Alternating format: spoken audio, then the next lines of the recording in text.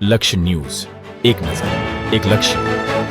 રાજકોટ જિલ્લાના ઉપલેટામાં યોગ શિબિરનું આયોજન કરવામાં આવ્યું. રાજકોટ જિલ્લાના ઉપલેટા તાલુકામાં આજરોજ 15 માર્ચ 2026ના રોજ એક યોગ શિબિરનું આયોજન કરવામાં આવ્યું હતું.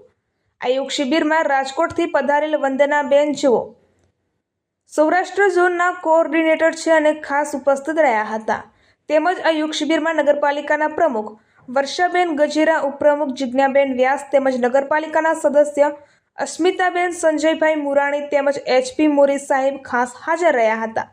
તેમજ આ કાર્યક્રમમાં 125થી વધારે યોગ ટ્રેનરો અને યોગ સાધકોએ યોગાસન અને પ્રાણાયામ કર્યા હતા. તેમજ આ કાર્યક્રમમાં 2 યોગ ટ્રેનરનું સન્માન કરવામાં આવ્યું હતું અને એક તુષારભાઈ પંડ્યા તેમજ ફાલ્ગુનીબેન પરમારનું સન્માન કરવામાં આવ્યું હતું.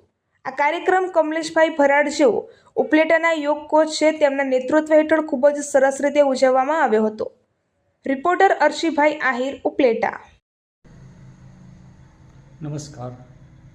ગુજરાત રાજ્ય યોગ બોર્ડના પ્રાધ્યાપક કમલેશભાઈ ભરાડ, યોગ કોચ, ઉપલેટા.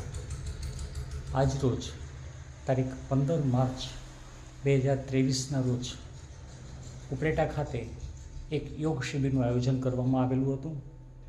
આ કાર્યક્રમની અંદર ઉપલેટાના યોગ ટ્રેનરો, યોગ સાધકો અને વિવિધ યોગ કરતા લોકો ભેગા થયા હતા.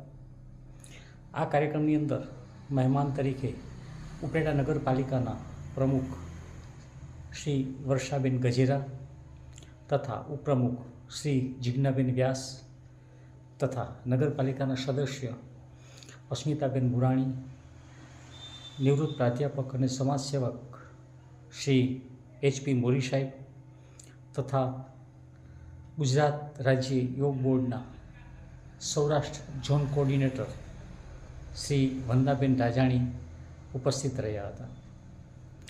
સમગ્ર કાર્યક્રમ દરમિયાન 2 યોગ ટ્રેનરનું સન્માન કરવામાં આવ્યું, શ્રી તુષારભાઈ પંડ્યા તથા શ્રી ફાલ્ગુનીબેન પરમાર. ગુજરાત રાજ્ય યોગ બોર્ડ દ્વારા આ